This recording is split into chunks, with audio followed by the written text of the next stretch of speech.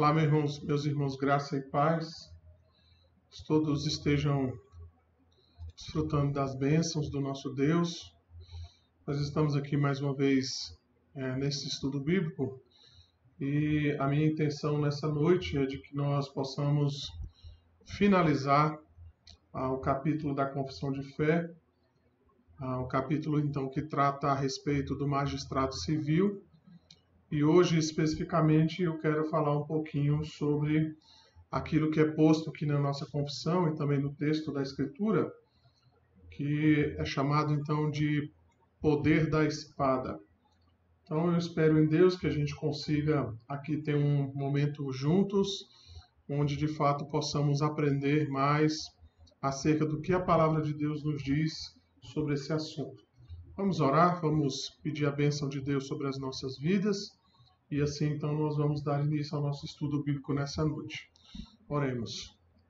Ó Deus, nós bendizemos o Teu nome, damos graças ao Senhor, ó Deus, por estarmos aqui mais uma vez e pedimos, ó Deus, que a Tua graça, que a Tua bendita misericórdia seja sobre as nossas vidas.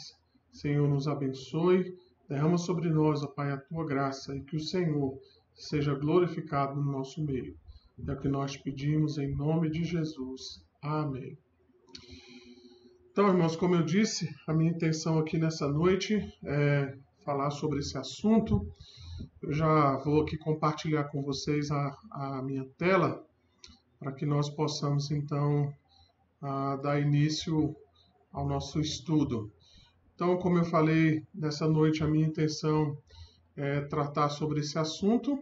Nós vamos falar justamente sobre o capítulo 23 da Confissão de Fé, como eu falei, que fala justamente sobre a questão do magistrado civil. Então, a minha intenção é falar sobre esse tema, sobre o poder da espada, a fim de que o Senhor possa, de fato, nos trazer esclarecimento a respeito disso. Então, o texto bíblico que nós vamos tratar inicialmente é esse. Então, é Romanos capítulo 13, os versos de 1 a 7. Nós já falamos a respeito dele em outras ocasiões, mas hoje a gente vai tratar especificamente naquilo que ele fala a respeito do poder da espada. Então deixa eu ler o texto bíblico que está aí na tela. Diz assim: todo homem esteja sujeito às autoridades superiores, porque não há autoridade que não proceda de Deus, e as autoridades que existem foram por ele instituídas. De modo que aquele que se opõe à autoridade resiste à ordenação de Deus.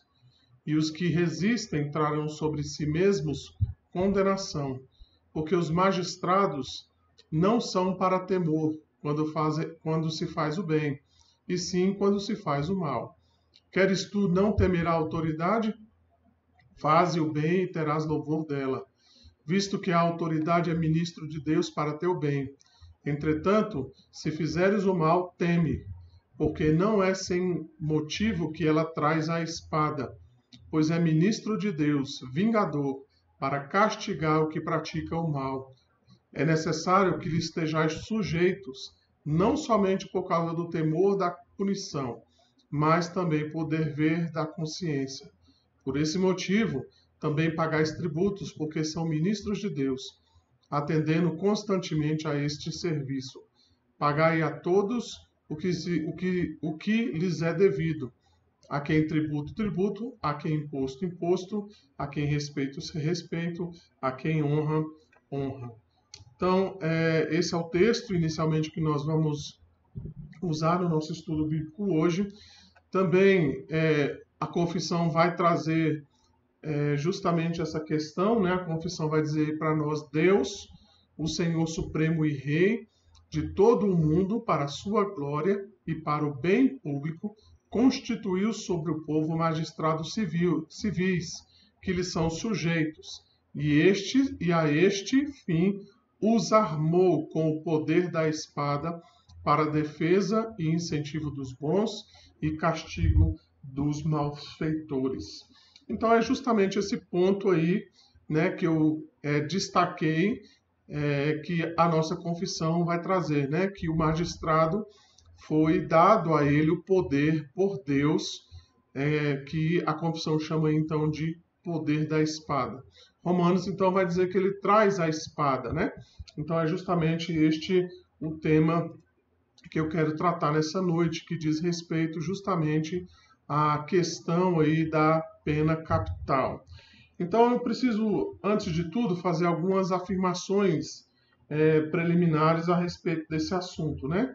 Então, como eu disse no domingo à noite, a minha intenção aqui, irmãos, não é trazer nenhum tipo de polêmica, não é trazer nenhum tipo de exaltação por parte dos irmãos a respeito desse assunto, mas que a gente possa, de fato, estudá-lo, compreendê-lo, refletir sobre ele e, sobretudo, ver o que a Escritura fala a respeito desse assunto. Então, primeiramente, eu quero fazer algumas afirmações preliminares. A primeira, então, quem disse essa frase então foi o R.C. Sproul. Ele já faleceu aí há uns quase 2 anos atrás.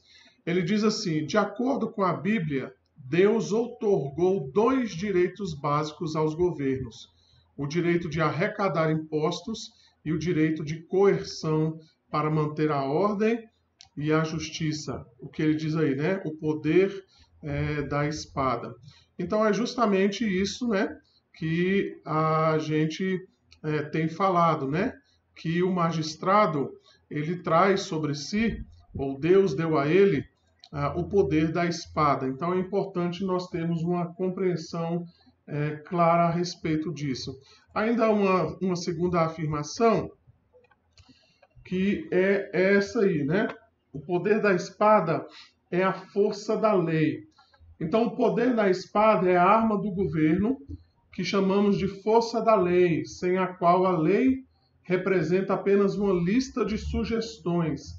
Deus não deu a espada ao magistrado civil como um meio de intimidação apenas por ameaça. Ou seja, o que eu estou querendo dizer é que o poder da espada ele tem esse poder de força. Então, ele não é simplesmente, né, as leis não existem apenas como uma mera sugestão, se você quer seguir ou não, né, essas leis, mas o governo também tem esse poder, né? Então, o poder da espada é uma expressão idiomática, né, que a Escritura usa, que significa justamente esse poder de matar. Então, é isso que Romanos está dizendo para nós, que o magistrado recebeu o poder de matar todos aqueles que desobedecem às leis instituídas pelo Estado. Vamos lá, então. O que as Escrituras elas falam sobre a pena capital? Eu estou usando aqui o termo pena capital, irmãos, mas é aquilo que popularmente nós chamamos aí de pena de morte, né? Então as pessoas às vezes preferem esse termo, outros às vezes acham o termo pena de morte um pouco pesado, então eu estou usando aí esse termo, né? Eu estou usando o termo pena capital, de vez em quando vai aparecer também esse nome, né? Pena de morte, mas é tudo a mesma coisa, tá bom?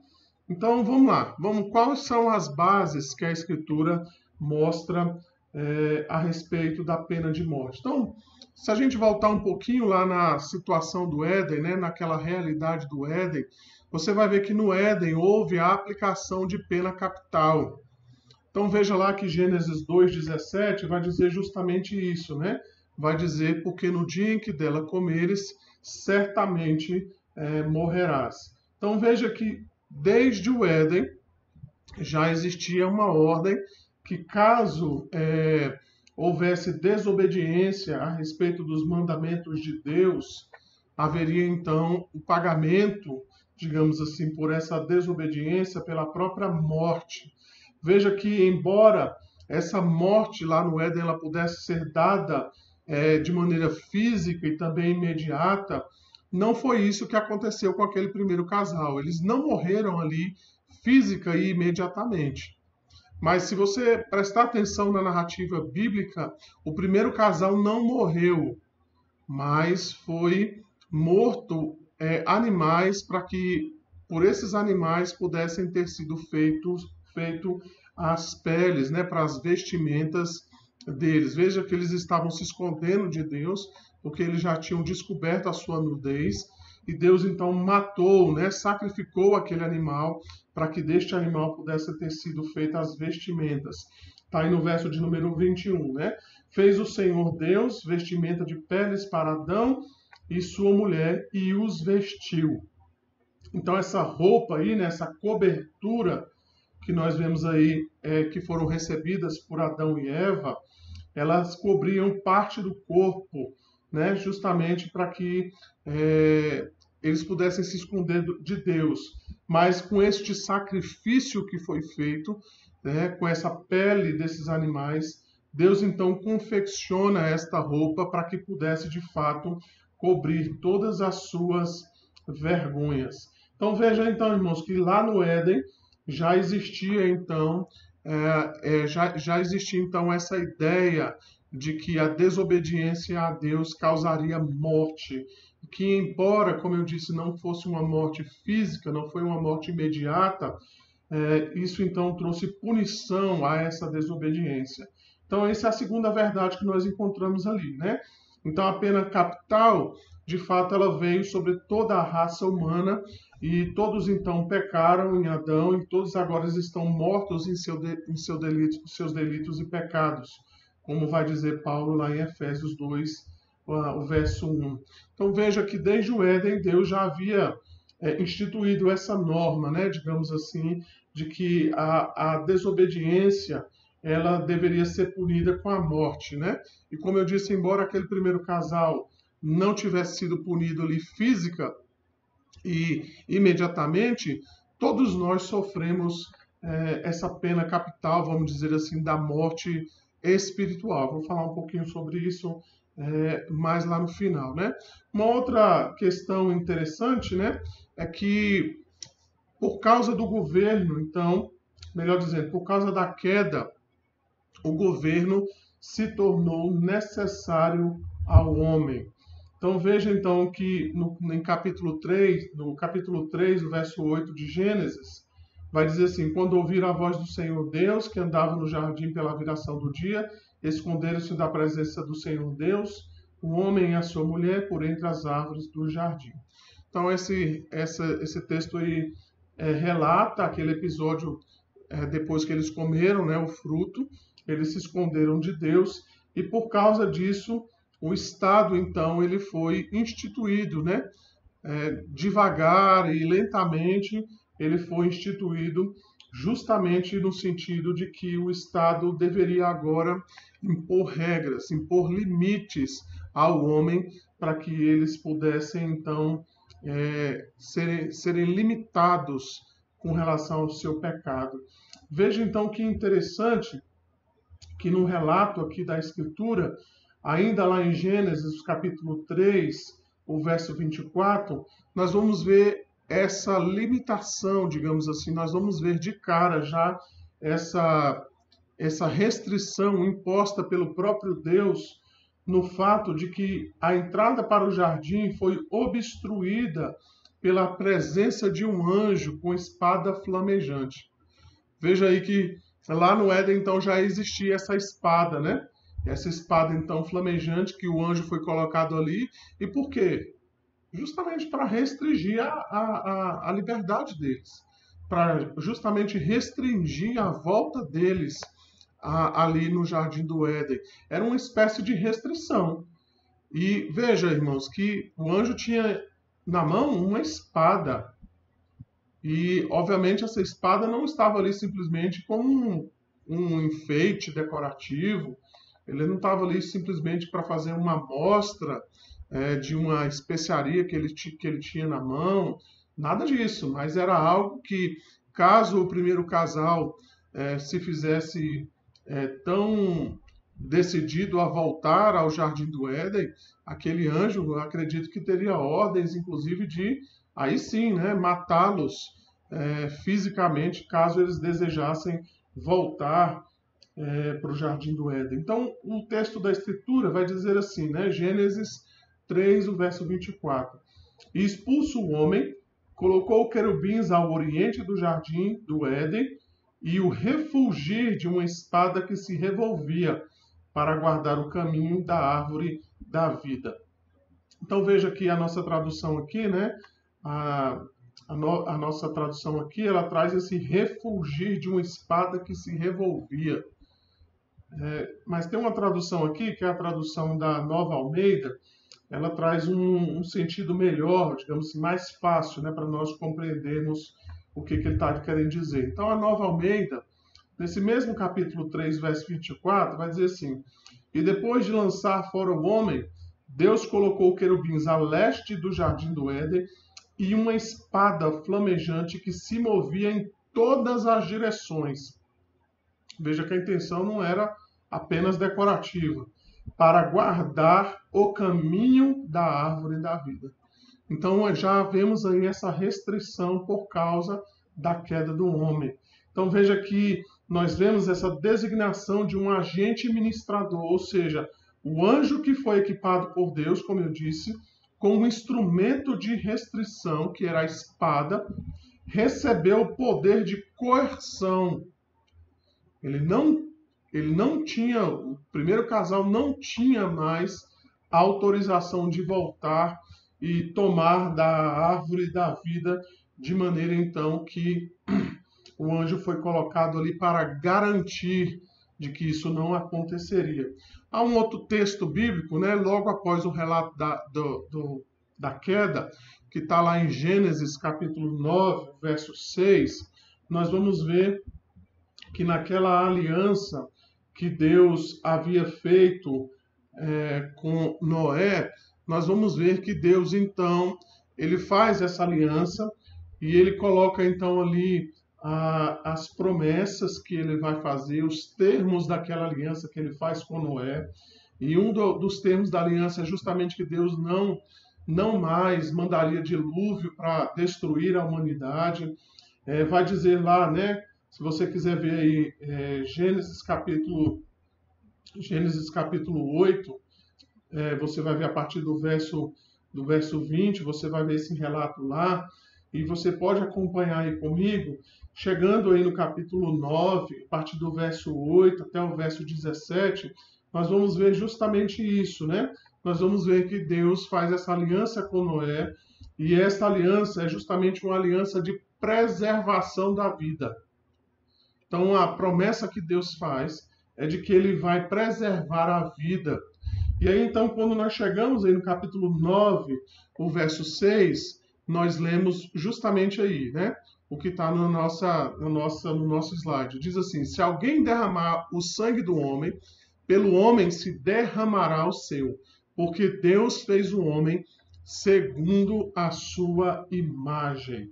Tá? Então, veja que nessa aliança que Deus faz, logo após a queda, ele faz essa aliança com Noé. A aliança de Noé é uma aliança de preservação da vida, e ele faz justamente isso: se alguém derramar sangue do homem, pelo homem se derramará o seu, porque Deus fez o homem segundo a sua imagem.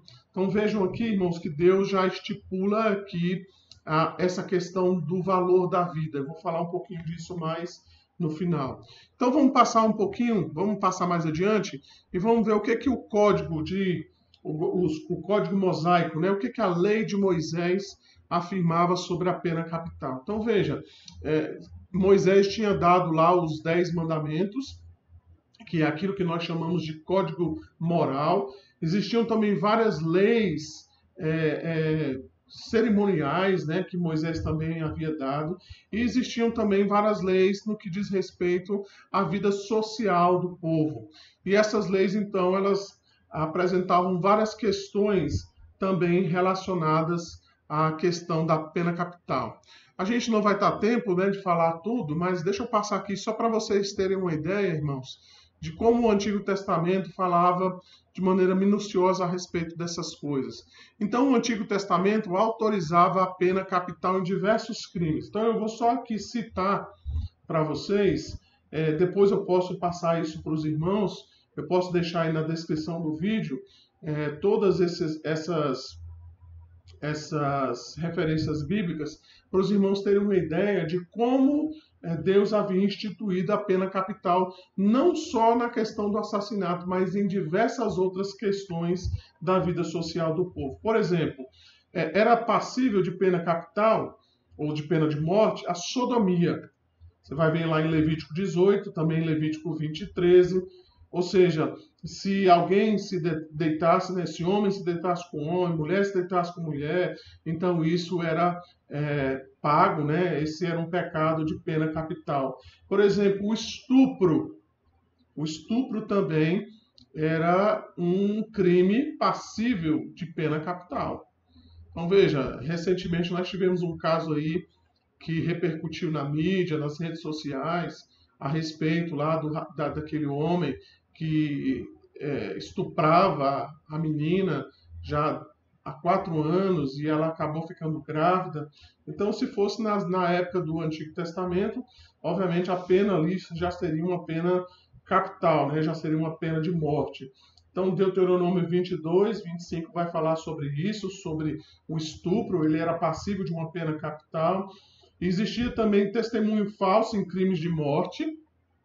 Então, se alguém, por exemplo, dissesse assim, olha, o João matou o José, e aquilo ali fosse um falso testemunho, se depois se descobrisse que aquela pessoa mentiu, ou aquelas pessoas, né, na verdade, porque você teria que ter pelo menos 3 testemunhas para poder falar sobre o assassinato de uma pessoa contra a outra, então essa pessoa, então, ou essas pessoas, elas também estariam passíveis do crime de morte. Então, se descobrisse que ela mentiu, ela pagaria com a sua própria vida. Um outro crime também, que era um crime passível de pena de morte, era o sequestro. Então, o sequestro também era passível de pena de morte. Existiam outros crimes, deixa eu ver aqui para você, tá? A fornicação de uma filha do sacerdote, ou seja, se a filha do sacerdote fosse pega fornicando, ela também pagaria com a pena de morte. Existe também a bruxaria. Bruxaria também era pena de morte. Sacrifícios humanos também era passível de pena de morte. Bater nos pais ou amaldiçoar os pais também era crime de morte. Êxodo 21, 15, 17, também Levítico 20, verso 9. Eu vou deixar tudo isso aí depois para vocês no vídeo, né? Nos comentários, na descrição do vídeo. A delinquência juvenil incorrigível. O que é que eu estou querendo dizer com isso? É aquele menino, o famoso rebelde sem causa.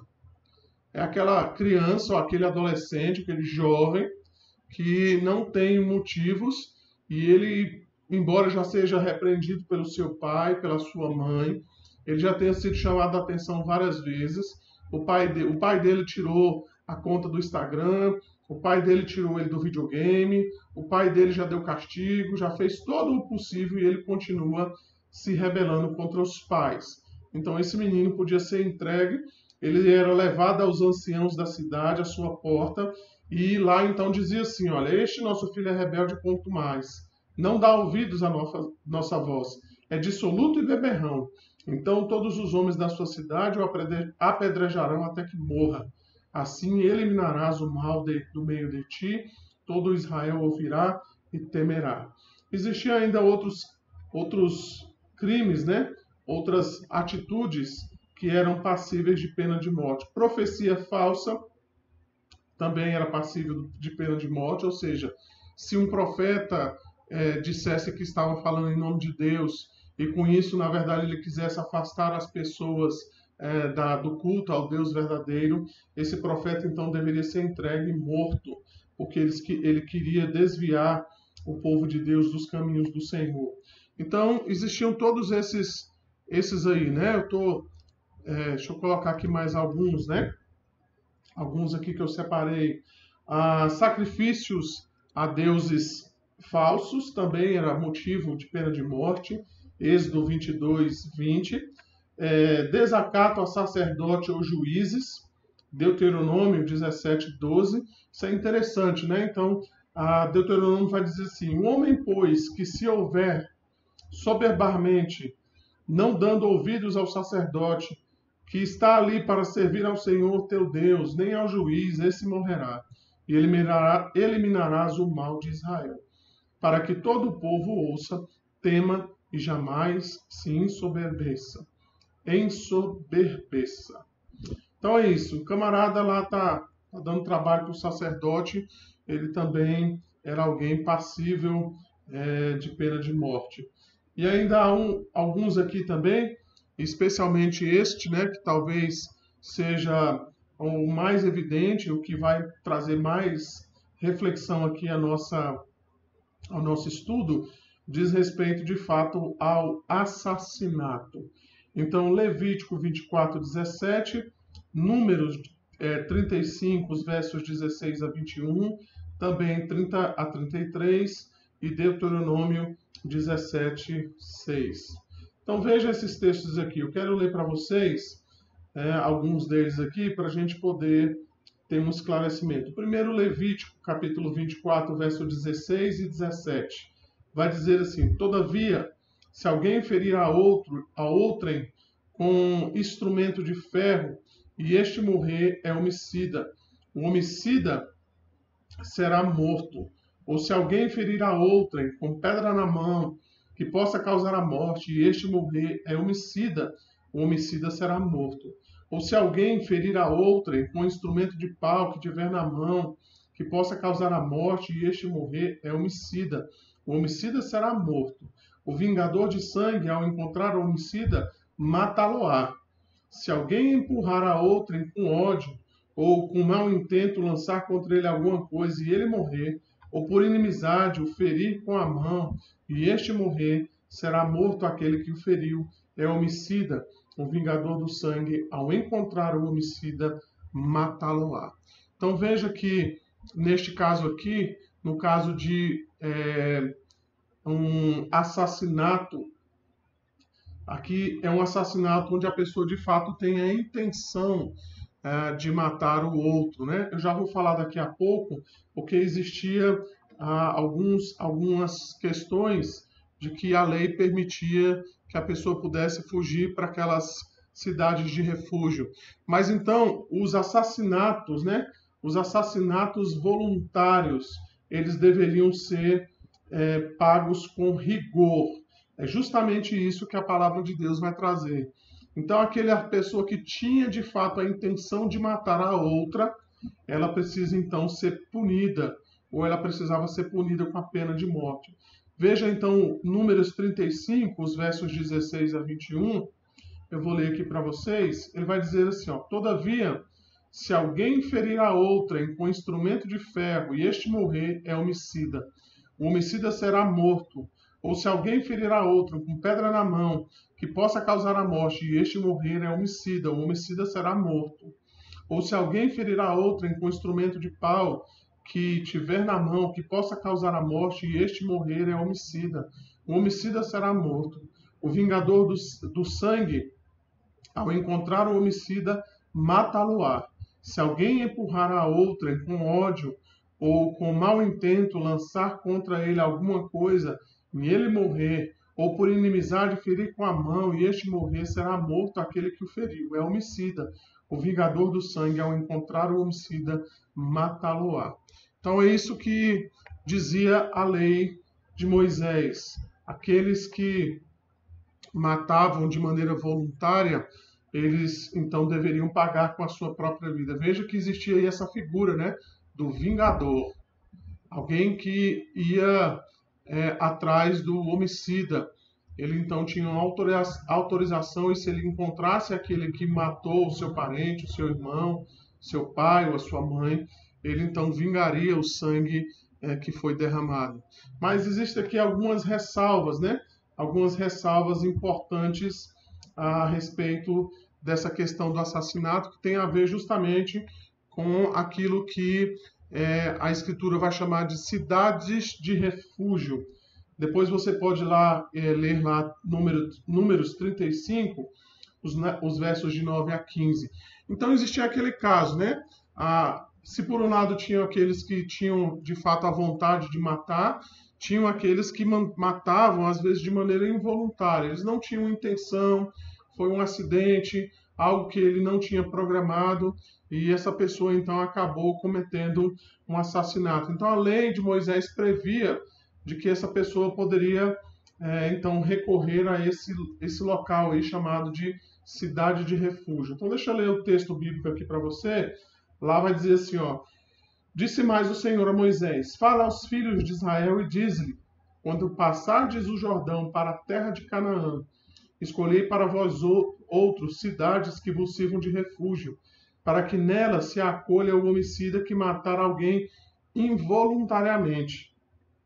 Estas cidades vos serão para refúgio do vingador do sangue, para que o homicida não morra antes de ser apresentado perante a congregação para julgamento.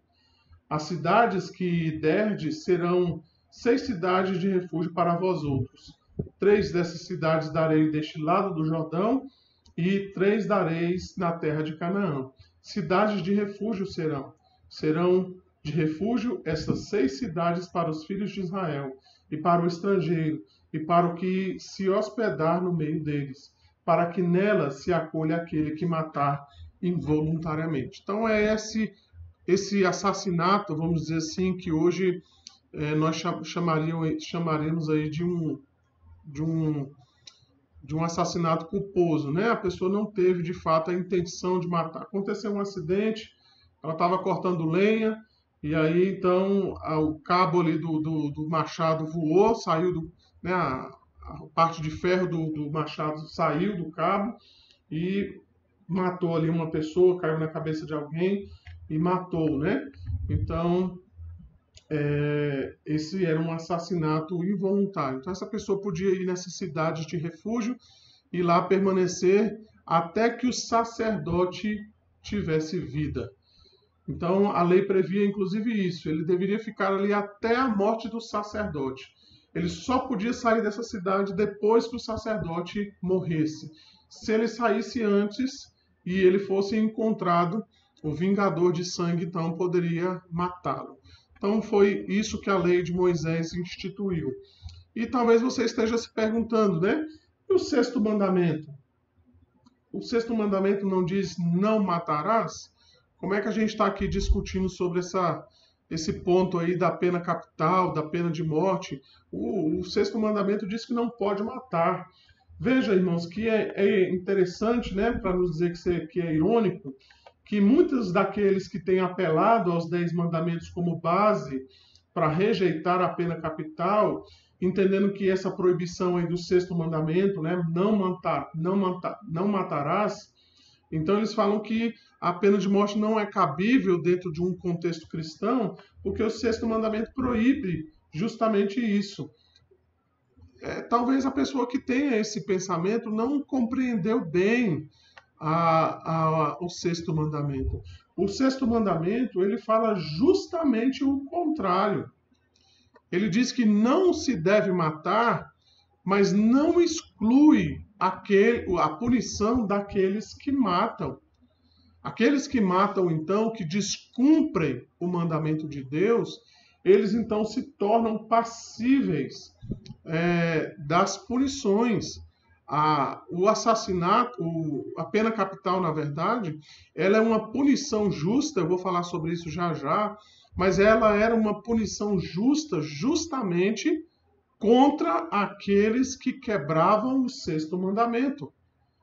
Então, não quebra o mandamento quem aplica a pena capital. O mandamento não matarás foi quebrado por aquele que está sofrendo a pena capital. Então a gente precisa compreender isso, né? O sexto mandamento, não matarás, ele não exclui de maneira nenhuma o fato de que a pena capital deve ser aplicada àqueles que quebram este mandamento, tá? Então a gente precisa colocar cada uma das coisas nos seus devidos lugares. Vamos lá então. Então a gente viu o que o Antigo Testamento diz, mas vamos ver aqui o que o Novo Testamento diz a respeito dessas coisas. Então eu queria chamar a atenção aqui a respeito de alguns textos, mas antes eu queria dizer que talvez você esteja aí pensando que esse ponto aí da pena capital ou da pena de morte, ela diz respeito apenas a questões relacionadas ao Antigo Testamento, né? Não, isso é coisa do Antigo Testamento, o Novo Testamento é amor, não tem nada a ver com essa questão, né? Não tem nada a ver com isso. Então a gente precisa colocar as coisas nos seus devidos lugares, né? Nós precisamos ter uma compreensão clara a respeito disso, para que a gente saiba de fato o que a Escritura diz para nós. Eu queria então chamar a sua atenção para ter 3 textos aqui, né? O primeiro aí nós já lemos, na verdade 2, né? O terceiro eu vou ler daqui a pouco. O primeiro nós lemos, que é aquele lá de Romanos 13:4, visto que a autoridade é ministro de Deus para o teu bem, entretanto, se fizeres o mal, teme, porque não é sem motivo que ela traz a espada, pois é ministro de Deus, vingador. Lembra lá que no Antigo Testamento existia também essa figura do vingador? Então, se lá a pessoa poderia fazer justiça com as próprias mãos, agora então no Novo Testamento o Estado ele absolve, ele toma para si esse papel de vingador. Então é o Estado agora que deve aplicar a punição. A palavra justamente para vingador é isso, né? É o punidor, é alguém que vai devolver a paga, né? É alguém que vai devolver aquela pessoa que fez o mal, ela vai então se vingar, ela vai punir aquela pessoa. E diz aí, para castigar o que pratica o mal. O interessante é que a palavra castigar, ela tem um sentido de ira, ela tem um sentido de raiva. É como se o vingador, então, ele punisse raivosamente. Então veja que essa ideia que é aplicada aqui, né, de um castigo severo. Então é a ideia da espada não como simplesmente um instrumento de embelezamento. A espada não é colocada simplesmente para que as pessoas vejam o brilho da sua lâmina. Não, a espada está ali justamente para punir, para castigar, para, vamos dizer assim, para enraivecer-se. Ela é um instrumento mesmo de ira contra aqueles que fazem aquilo que é ruim. Então tem um outro texto também, que é o texto de Atos, capítulo 25, o verso de número 8, o verso de número 11. Ali nós vamos ver o apóstolo Paulo, que embora fosse um cristão, ele não faz objeções com relação à possibilidade dele ser punido com a morte. Então o apóstolo Paulo está ali, e ele sabe que de repente ele pode ser punido com a morte, mas ele fala, olha, eu não posso ser punido com a morte, porque a punição de morte não é de Deus. E aí levantar toda essa questão, né? A punição por morte é injusta, e levantar todos esses argumentos que muitas vezes nós, cristãos modernos, levantamos. Paulo entendia que o Estado tinha esse poder.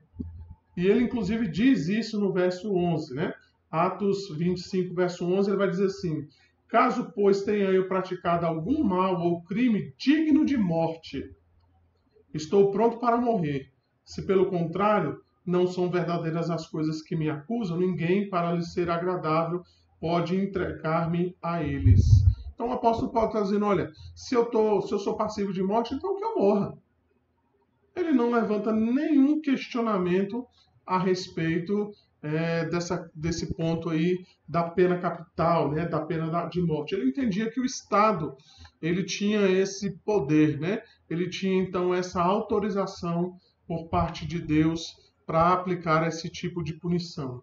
Vamos lá então, esse é o terceiro texto que eu vou ler agora, né? Então o que Jesus disse a respeito dessa questão da punição ou da pena capital? O texto então está lá em João 19, os versos 10 a 11, só para os irmãos ficarem contextualizados, né, para entenderem bem a passagem, está falando justamente ali quando Jesus está perante Pilatos, e ele está ali passando por aqueles interrogatórios a respeito de algumas acusações que são feitas ao Filho de Deus. E então, quando ele está diante de Pilatos, ele faz algumas perguntas, né? Pilatos faz algumas perguntas a Jesus, e Jesus, então, ele se mantém calado. se mantém então mudo diante de Pilatos. E aí então no verso 10, Pilatos vai dizer assim: então Pilatos o advertiu. Pilatos advertiu Jesus. Eles estão ali conversando. Não me respondes? Não sabes que tenho autoridade para te soltar e autoridade para te crucificar? Veja a resposta de Jesus. Verso 11. Respondeu Jesus: nenhuma autoridade terias sobre mim se de cima não te fosse dada.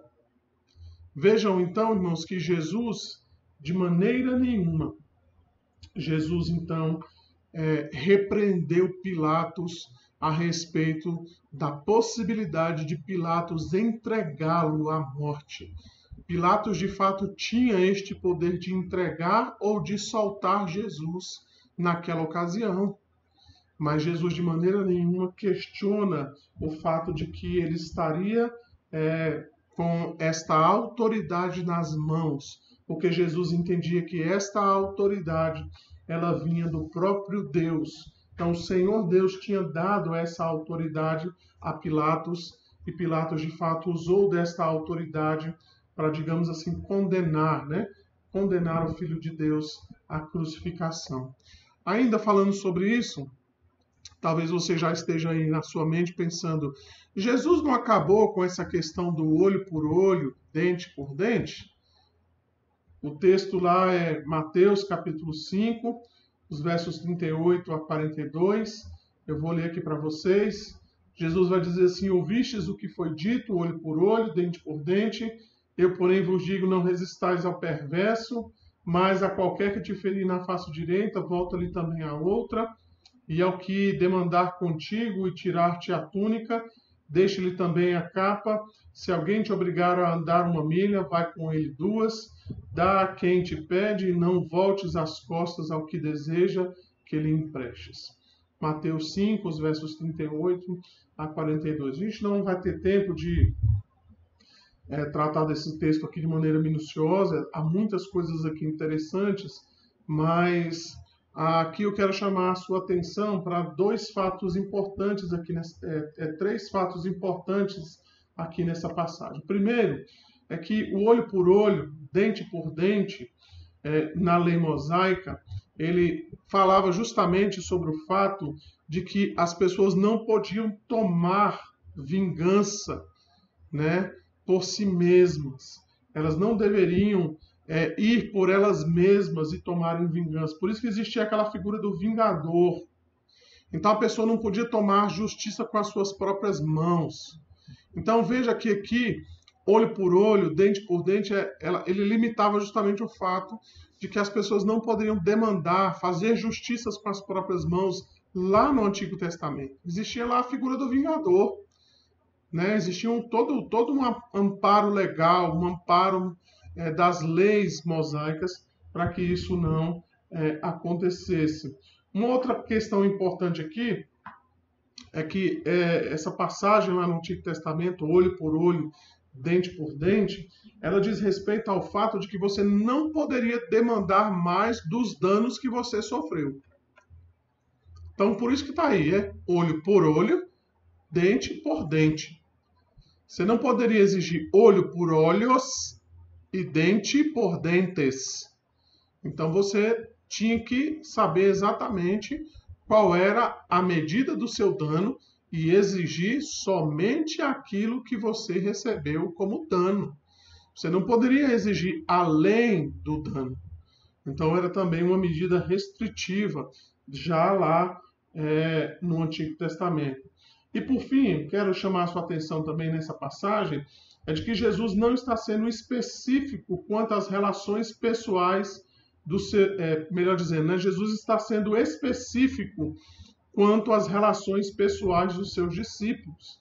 Então veja, que Jesus não está falando nada aqui do Estado, Jesus não está falando nada a respeito aqui de pena capital, ele está falando justamente dessas relações individuais dos crentes, dos cristãos, de maneira então que Jesus está restringindo aqui a questões pessoais, de que os seus discípulos deveriam se atentar para isso, né?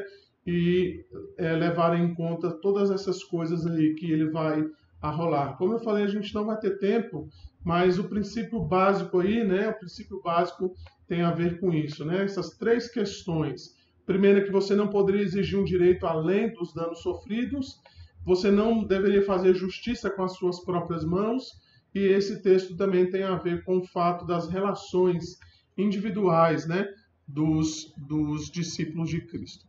Dito isso, então, irmãos, nós podemos partir para a conclusão. Então, eu queria fazer algumas afirmações aqui para nós concluirmos o nosso estudo de hoje. Então, há claramente uma linguagem na Escritura onde não é possível excluir a pena capital.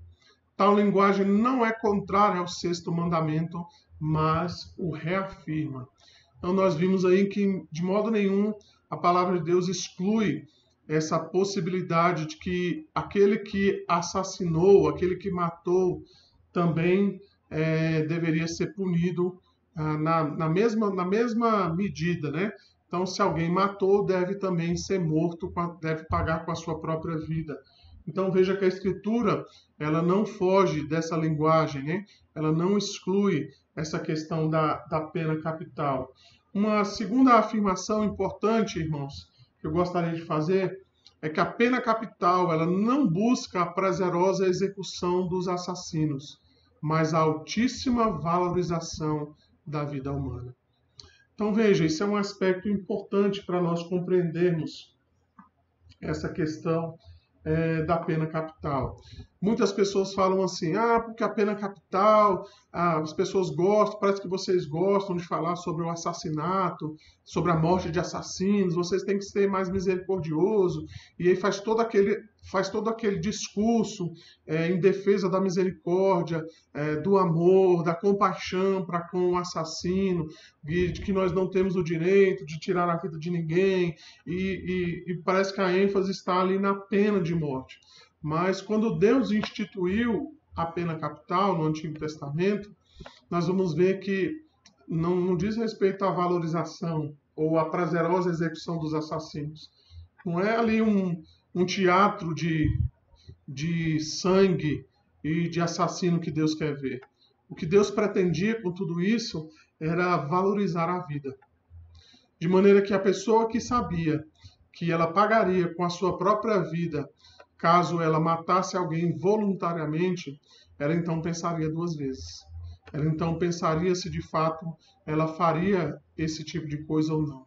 Então vejam, irmãos, quando nós pensamos nessa questão da pena capital, nós precisamos ter isso em mente. A pena capital não busca a prazerosa execução dos assassinos, mas a altíssima valorização da vida humana. Quando nós somos favoráveis, ou quando alguém é favorável à pena de morte, não é que ela está dando valor à pena de morte em si. Pelo contrário, ela está valorizando a vida, de maneira que a vida tem tanto valor, ela é tão valorosa diante de Deus, que somente uma outra vida pode repor, digamos assim, aquela perda. Uma terceira afirmação que eu gostaria de fazer, então, é a seguinte, que não deveria existir debate quanto à pena de morte por assassinato. Então, eu já coloquei aqui, né, que a Escritura é bem clara. Então, veja que esse princípio da pena capital, ela já antecede em muitos séculos a própria lei de Moisés. Então, nós vimos isso quando Deus falou com Noé e renovou aquela aliança com Noé, e a aliança, como eu disse, era uma aliança de preservação da vida, e Deus disse que aquele que mata deve então pagar com seu próprio sangue, ele então deve valorizar a vida. Em segundo lugar, a pena capital, ela apresenta essa justiça exata, como eu disse anteriormente, sangue por sangue, vida por vida. Somente uma vida pode reparar a perda de outra vida. Esse era o princípio no Antigo Testamento. Esse era o princípio por detrás da pena capital. Não era o prazer na morte, mas era a valorização da vida. E por fim, e de extrema importância, essa questão da pena capital, ela se baseia na natureza do homem como imagem de Deus. Esse status, então, de imagem de Deus, o homem recebeu antes da queda. Então vejam, irmãos, que quando alguém assassina outra pessoa, ele não está simplesmente ferindo uma pessoa, uma figura humana. Ele está ferindo também, e principalmente, ele está ferindo a imagem de Deus. Imagine então a seguinte situação. De repente tem ali a foto de um presidente ou a estátua de uma pessoa importante no meio da cidade e alguém vai lá então e faz uma pichação ou quebra a cabeça da estátua ou mancha aquela foto, rabisca todo, né? Faz bigodinho ali na foto e faz todo tipo de modificação, né? Todo tipo de vandalismo contra aquela imagem, contra aquela foto. Então, veja, nós ficamos indignados, porque está manchando não só o retrato em si, ou a estátua em si, mas o próprio significado daquilo com relação à pessoa, né? A importância que aquela pessoa teve para o país, ou para a cidade, ou para a memória da família. Então, nós não aceitamos de maneira nenhuma que isso seja feito com qualquer figura humana, né, que tenha sido importante no que diz respeito à nossa sociedade. O que dirá, então, de quando pessoas matam outros? E de que atingem a sublime obra da criação, atingem o homem como imagem de Deus, como semelhança dele. Então, nós não podemos aceitar isso de maneira pacificada. Então, quando alguém mata o outro, ele não está simplesmente matando uma pessoa, não é só simplesmente um CPF que foi cancelado, como tem um camarada que diz aí, né? Mas a própria imagem de Deus foi atingida. A própria imagem de Deus, então, foi atacada. Então, esse é o princípio que estava por detrás da pena capital. Não poderia, então, haver discussão entre nós a respeito disso, justamente por esses motivos, né? Ela vem antes da lei de Moisés, como eu disse. A pena capital, ela apresenta a justiça exata, sangue por sangue, vida por vida, e por fim, porque o assassinato, ele atinge o homem como imagem de Deus. Então, já partindo para os finalmente aqui, irmãos, eu vou colocar aqui a citação desse pastor, o pastor Charlie Hodge. Ele diz assim: a experiência ensina, onde a vida humana é desvalorizada, ela é insegura, que onde o homicida escapa impunemente ou é castigado indevidamente, os homicídios são terrivelmente multiplicados. A questão prática, portanto, é: quem deve morrer, o inocente ou o assassino? Bem atual, né? Essa fala do pastor Charlie Hodge, mas é isso mesmo. Quanto mais nós vemos leis brandas com relação ao assassinato, com relação a outros crimes terríveis, a gente fica se perguntando: quem deve morrer, o inocente ou o assassino? Esse foi o debate na semana passada, né? Esse tem sido o debate com relação àquele caso de estupro e depois seguido por um aborto. Quem é que deveria morrer ali?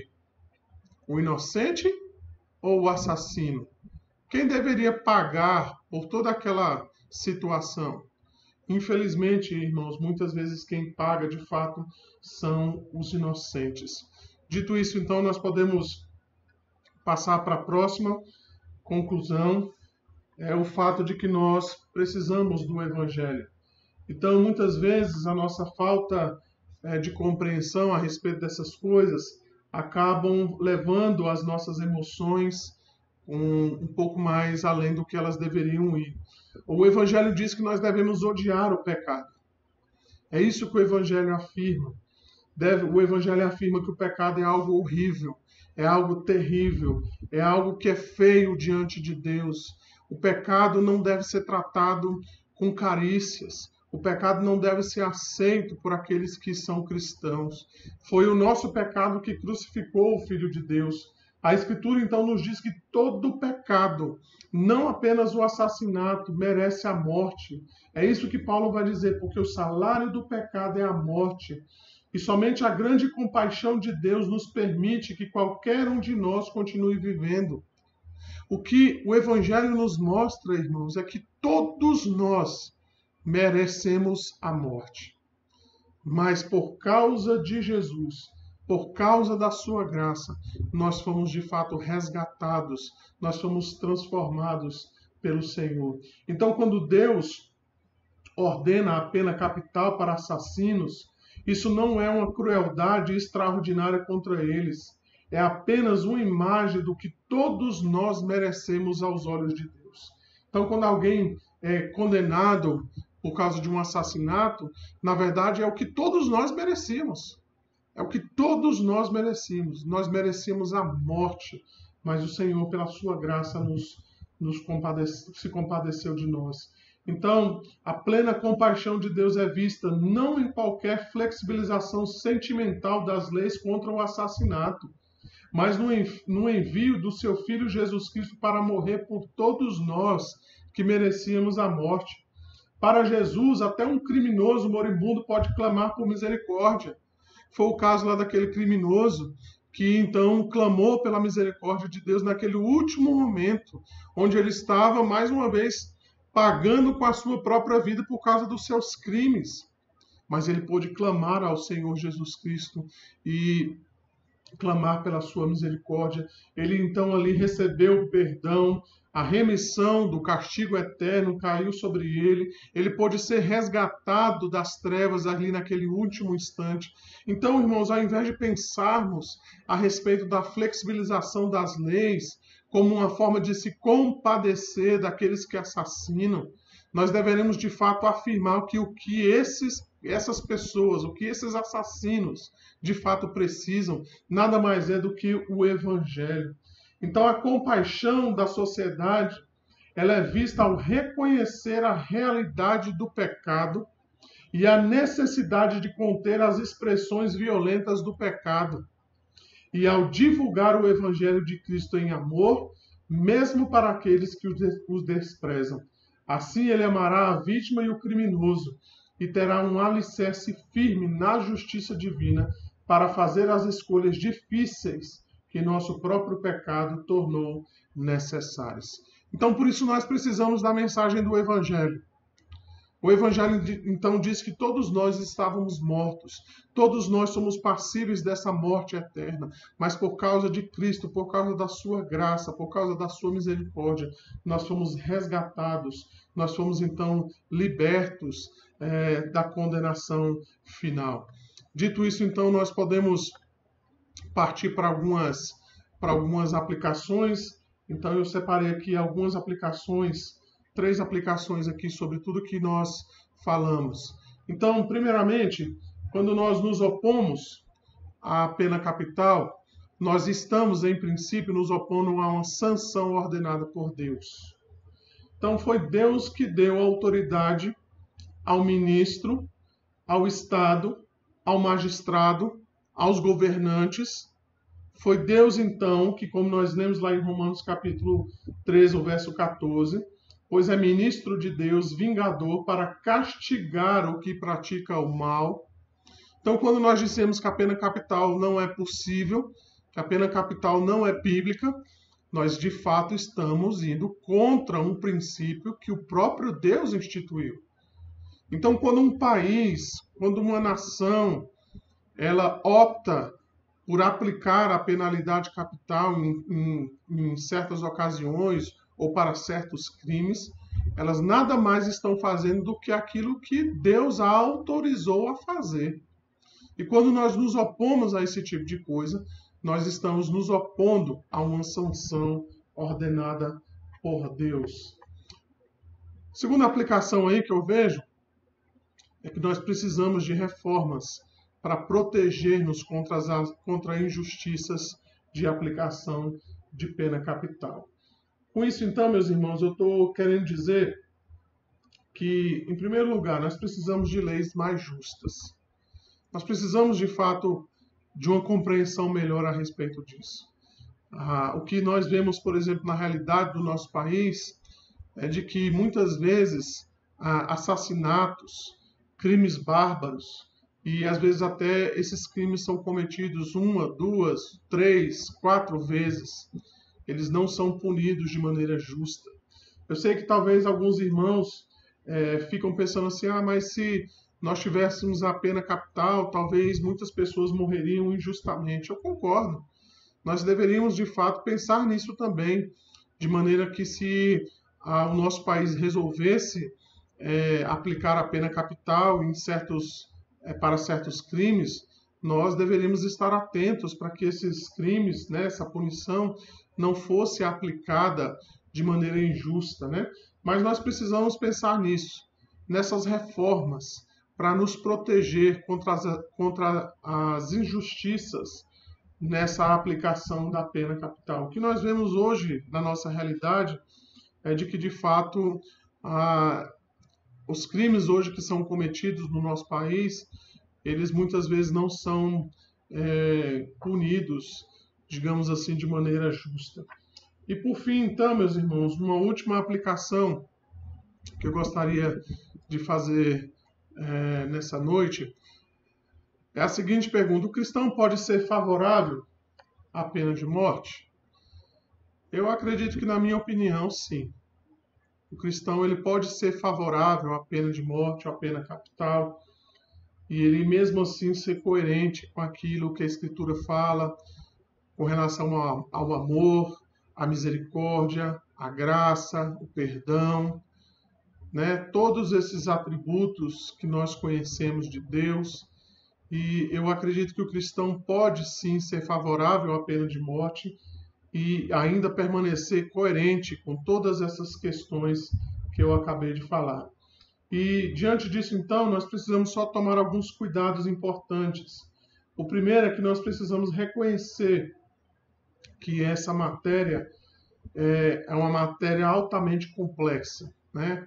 Então, muitas vezes, as pessoas não compreendem bem, não entendem bem o que a Escritura fala a respeito disso, e às vezes existem muitos debates, até mesmo debates calorosos entre cristãos, daqueles que são favoráveis, daqueles que são contrários, e nós precisamos então compreender de que isso de fato é uma matéria complexa, não só na sua compreensão doutrinária, teológica, mas até mesmo no que diz respeito à sua aplicação, né? Como é que isso seria aplicado? Como é que isso funcionaria na prática?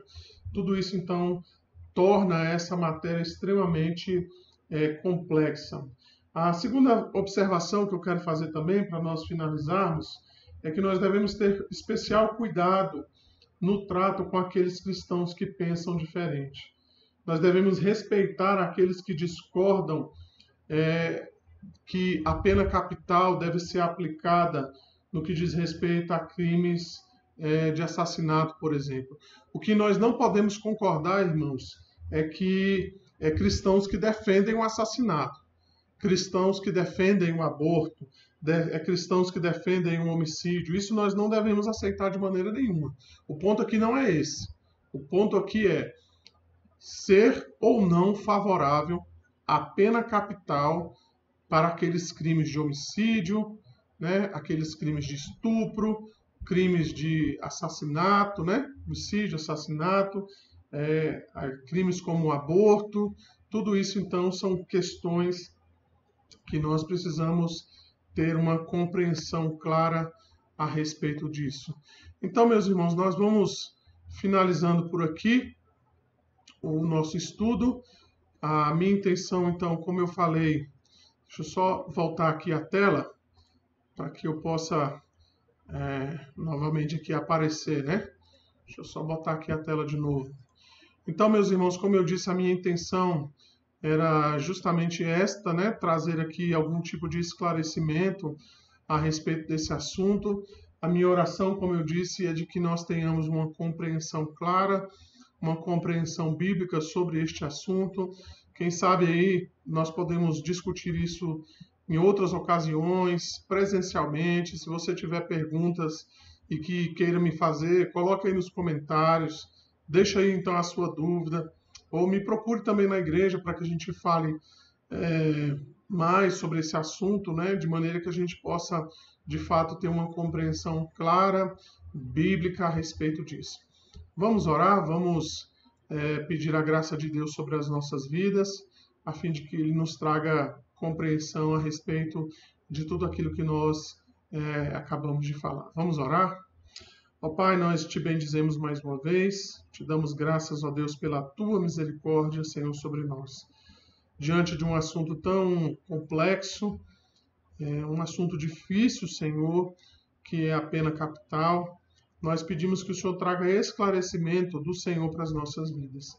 De maneira, Senhor, que nós possamos ter isso em nossa mente, em nosso coração, e ajudar outras pessoas também, Senhor, que têm dúvidas a respeito disso. Nós te agradecemos, ó Deus, pela tua palavra, por esse momento aqui juntos, e que a graça do Senhor seja sobre as nossas vidas. Dá-nos um restante de semana na tua presença, e que o Senhor, ó Deus, possa nos guardar e nos livrar de todo o mal.